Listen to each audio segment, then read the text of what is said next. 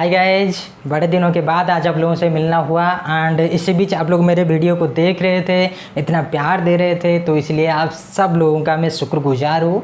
And once again welcome to our channel. And आज हम discuss करने वाले हैं डिटोनेशन एंड नॉकिंग के बारे में, जो कि बहुत ही कन्फ्यूजिंग सब्जेक्ट है। ओके, सब्जेक्ट में बोल रहा हूँ क्योंकि अपने आप में ही सब्जेक्ट है, ठीक है। तो ये जो डिटोनेशन एंड नॉकिंग है, आज इसको हम समझने वाले हैं, क्योंकि हमारे कॉलेज में जब लेक्चरर हमको पूछते हैं कि डिटोनेशन क्या है, नॉकिंग क्या है, हम उसको सही मायने में डिफाइन नहीं कर पाते हैं, क्योंकि हम ये खुद भी हम समझ नहीं पाते हैं कि ये असल में है क्या, ठीक है। तो आज ये जो कन्फ्यूजन है मैं मिटाने वाला हूँ, कोशिश करूँगा मिटाने के लिए, ठीक है। अच्छा, तो ये जो डिटोनेशन एंड नॉकिंग है, इसके बारे में तो हम जानेंगे ये क्यों इजाद होते हैं, इसका इजाद कैसे होता है टू व्हीलर्स या फिर हमारे फोर व्हीलर्स में या फिर बड़े व्हीकल्स में, हैवी व्हीकल्स में, ठीक है। ये सब तो हम जानेंगे ही, लेकिन उससे पहले ये जो टर्म है, ये टर्म का मतलब क्या है, ठीक है। ये जो टर्म यहाँ पे लिखा गया है डिटोनेशन और नॉकिंग, इसका मतलब क्या है, मैं इसको थोड़ा एक्सप्लेन करना चाहूँगा। कि देखिए, मान लीजिए आप एक नई बाइक खरीदते हो, फॉर एन एग्जाम्पल आप बाइक खरीदते हो, तो जब आप बाइक को चलाते हो तो आप महसूस करते हो कि बाइक का एक स्पेसिफिक साउंड रहता है। साउंड मतलब जो इंजन का साउंड, तो बाइक का है कि इंजन का एक स्पेसिफिक साउंड रहता है, आप महसूस कर पाते हो। लेकिन होता क्या है कि कुछ दिन के बाद या कुछ सालों के बाद होता क्या है कि जो साउंड है वो साउंड में कुछ बदलाव आ जाता है। मतलब जब हम गाड़ी चलाते हैं तो हमको कुछ इरिटेटिंग लगता है, तो इरिटेटिंग वाला साउंड निकलता है वहाँ से, ठीक है। बदला सा साउंड लग रहा है। मतलब आप जब ख़रीदारी किए थे उस वक्त चला रहे थे, जब आपको जिस तरह का महसूस हो रहा था, अभी कुछ इरिटेटिंग लग रहा है, मतलब साउंड के प्रॉब्लम आ रहा है, तो उसको हम बोलते हैं डिटोनेशन या फिर नॉकिंग, ठीक है। तो ये था कुछ हल्का फुल्का आइडिया, बेसिक आइडिया, ठीक है। तो अभी चलते हैं डिटोनेशन एंड नॉकिंग को बेहतरीन तरीके से और डीप से समझने के लिए। अच्छा, तो पहले हम बात करने वाले हैं यहाँ पे डिटोनेशन के बारे में। अच्छा, तो डिटोनेशन जो है, ये डिटोनेशन कहाँ पे आता है, कैसे आता है, क्यों आता है, इसको समझना बहुत ही ज़रूरी है। अच्छा, तो फर्स्ट पॉइंट यहाँ पे लिखा गया है, it happens in SI engine. SI engine का मतलब आप लोगों को पता होगा, स्पार्क इग्निशन इंजन, बेसिकली हमारे टू व्हीलर्स में इस्तेमाल किया जाता है। अच्छा, तो ये जो एसआई इंजन है हमारे जो टू व्हीलर्स में, हमारे बाइक्स में इस्तेमाल होता है, इसी में क्या होता है, डिटोनेशन का प्रॉब्लम आता है, ठीक है। मतलब जो हम अभी बोल रहे थे ना, इरिटेटिंग वाला प्रॉब्लम आ रहा है, तो ये जो इरिटेटिंग वाला प्रॉब्लम आ रहा है, अगर बाइक में आ रहा है, अगर टू व्हीलर में हमारा इरिटेटिंग वाला प्रॉब्लम आ रहा है, तो हम उसको बोलेंगे डिटोनेशन, ठीक है। ये था फर्स्ट पॉइंट हमारा। अगर टू व्हीलर में क्या होता है, मतलब स्पार्क इग्निशन वाला इंजन में अगर आपका जो कुछ इरिटेटिंग वाला प्रॉब्लम आ रहा है, जो हमको इरिटेशन देता है, उसको हम बोलते हैं डिटोनेशन, ओके। एंड वही सेम प्रॉब्लम अगर हमारा जो फोर व्हीलर है ना और हैवी व्हीकल्स है, उसमें अगर आता है, तो उसको हम बोलेंगे नॉकिंग। मैं तो जाऊंगा वहाँ पे, लेकिन पहले इसके बारे में बात कर लेते हैं। अच्छा, तो नॉकिंग हमारा होता क्या है, टू व्हीलर्स में बेसिकली इजाद होता है। एंड सेकंड पॉइंट में यहाँ पे बता गया है लार्ज सिलेंडर। चलिए इसको मैं स्किप करता हूँ, उसके बाद इसको डिफाइन करूँगा मैं। अच्छा, थर्ड पॉइंट पहले डिस्कस कर लेते हैं, high compression ratio. High compression ratio के वजह से होता क्या है, डिटोनेशन का प्रॉब्लम आता है, ओके। तो जो मेन प्रॉब्लम होता है डिटोनेशन का, ये हमारा हाई कंप्रेशन रेशियो से आता है। अच्छा, देखिए, ये जो हाई कंप्रेशन रेशियो है, ये बहुत ही अच्छा है, ओके। हाई कंप्रेशन रेशियो बहुत ही अच्छा है, लेकिन कभी कभार ऐसा होता है कि अच्छे के बदले हमको बहुत ही बुरा वक्त देखना पड़ता है, ठीक है। तो ये जो कॉन्सेप्ट है ना, ये कॉन्सेप्ट यहीं पे लागू होता है। अच्छा, देखिए कैसे, बेसिकली जो कंप्रेशन रेशियो है, कंप्रेशन रेशियो हम किसको बोलते हैं, एयर फ्यूल जो हमारा मिक्सचर होता है, एयर प्लस फ्यूल मिक्सचर होता है, उसका जो वॉल्यूम एंड जो हमारा कॉम्बशन चैम्बर है, कॉम्बशन चैम्बर का जो डाया होता है, उसी को हम बोलते हैं compression ratio. Simply compression ratio होता क्या है, volume of air fuel mixture to the dia of dia of combustion chamber. Okay, तो ये होता है हमारा कॉम्प्रेशन रेशियो। अच्छा, तो ये जो कॉम्प्रेशन रेशियो है, ये कॉम्प्रेशन रेशियो कभी कभार मैक्सिमम होता है, कभी कभार मिनिमम हो जाता है। ठीक है, मेन रहेगा तो बेहतर रहेगा, क्योंकि जब ये जो हमारा कॉम्प्रेशन रेशियो है ये अगर मिन में चल रहा है तो हमारा जो डिटोनेशन हो गया या नॉकिंग प्रॉब्लम हो गया ये कभी नहीं आएगा। लेकिन अगर उनमें हमारा क्या होता है, हाई कंप्रेशन रेशियो होता है, हो जाता है, या फिर लो हो जाता है, तो अभी क्या होगा, हमारा यहाँ पे जो डिटोनेशन है एंड नॉकिंग है ये प्रॉब्लम हमारा ईजाद हो जाएगा। ठीक है। अच्छा, तो हाई कंप्रेशन रेशियो जो है ये हमारा बेहतर है। अभी मैं बोल रहा था बेहतर है, क्यों बेहतर है, देखिए मान लीजिए ये है हमारा कॉम्बेशन चैम्बर और यहाँ पे ये है हमारा पिस्टन। ठीक है, ये है हमारा पिस्टन। अच्छा, तो एयर फ्यूल मिक्सचर यहाँ पे आ रहा है।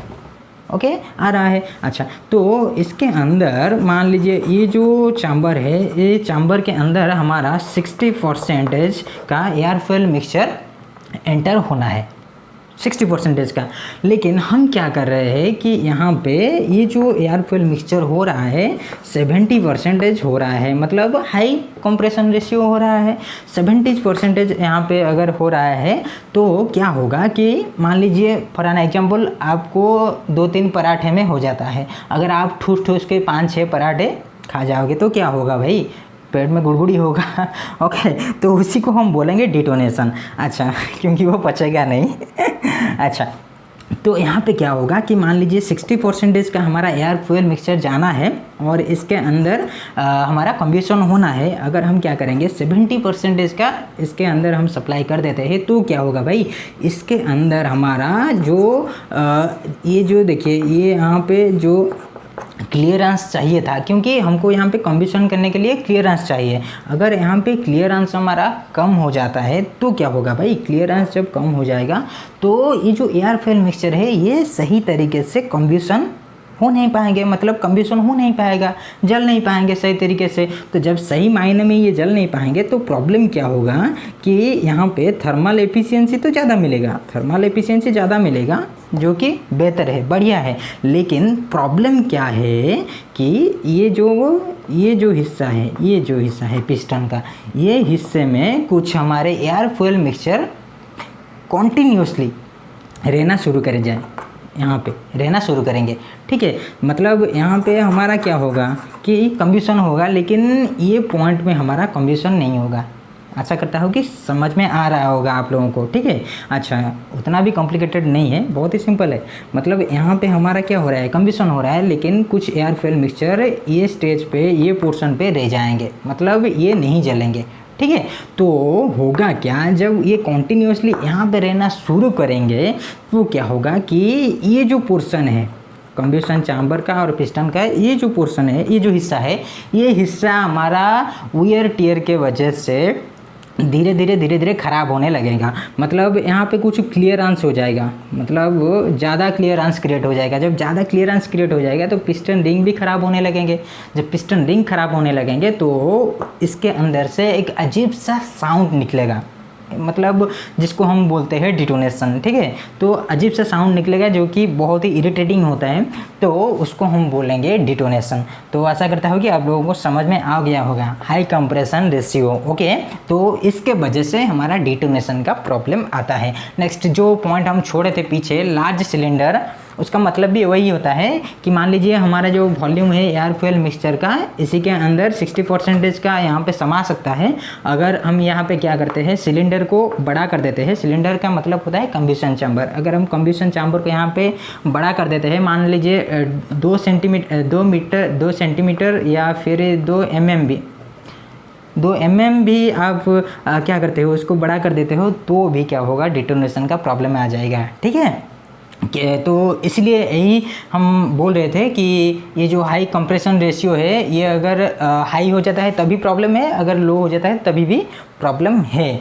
तो हाई होने से अच्छा है, लेकिन अच्छाई के बाद बुरा होना शुरू हो जाता है।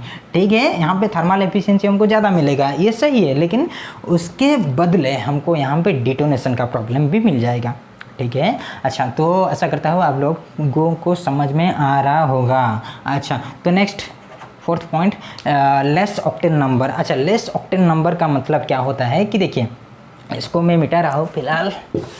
अच्छा, तो लेस ऑक्टेन नंबर का मतलब क्या होता है कि देखिए, जब हम मैन्युफैक्चरिंग करते हैं हमारे इंजन का, तो होता क्या है, वहाँ पे एक ऑक्टेन नंबर रहता है जो कि उस वक्त ध्यान में दिया जाता है। अच्छा, तो हम क्या करते हैं कि ये जो ऑक्टेन नंबर है, बेसिकली ऑक्टेन नंबर का मतलब होता है एंटी डिटोनेशन प्रॉपर्टी।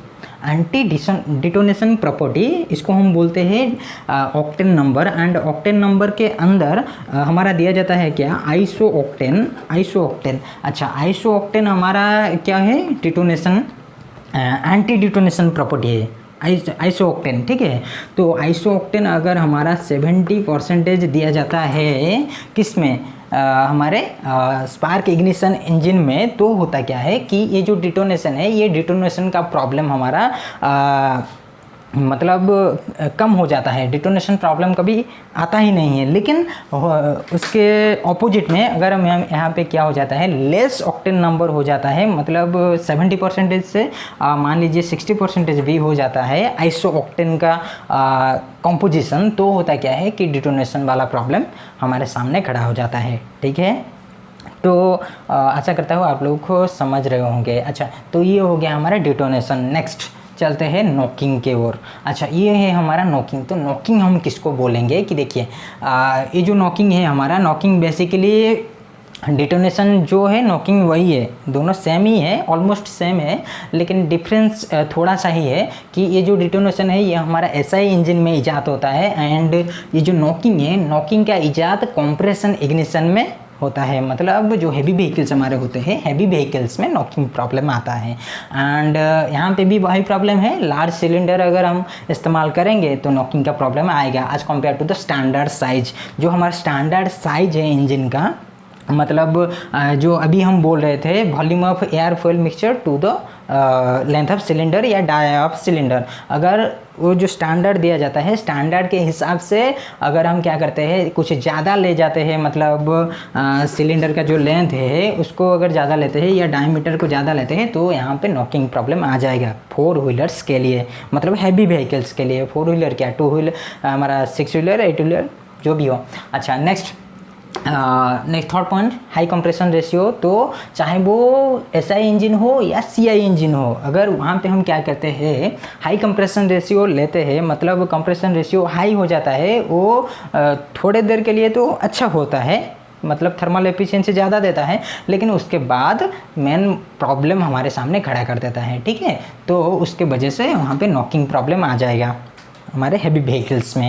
एंड और एक सिम्टम्स भी है यहाँ पे, अगर हम क्या करते हैं, ये जो ओवर फ्यूल इंजेक्शन है ना, अगर ओवर फ्यूल इंजेक्शन हमारा ओवर हो जाता है, मतलब ज़्यादा हो जाता है, वहाँ पे भी हमारा प्रॉब्लम आ जाता है, ठीक है। तो मतलब जो हम अभी बोल रहे थे कि ये हो गया हमारा कंबशन चैम्बर, अगर यहाँ पे हम क्या करते हैं, फ्यूल इंजेक्शन ज़्यादा कर लेते हैं, तो इसके अंदर कुछ मॉलिक्यूल्स जो है हमारे एयर फ्यूल्स के, वो मतलब जल नहीं पाएंगे, ठीक है, उनका कंबशन नहीं हो पाएगा, जिसके वजह से यहाँ पे पिस्टन में क्रैकिंग हो जाएंगे, थोड़ा क्रैक हो जाएगा पिस्टन, एंड उसके वजह से क्लियरेंस भी ज़्यादा बढ़ जाएगा। एंड क्लियरेंस ज़्यादा होने की वजह से यहाँ पे जो पिस्टन रिंग है, पिस्टन रिंग हमारे ख़राब होने लगेंगे। जब पिस्टन रिंग ख़राब होने लगेंगे तो उसके अंदर से कुछ साउंड निकलेगा, और जिसको हम बोलेंगे नॉकिंग।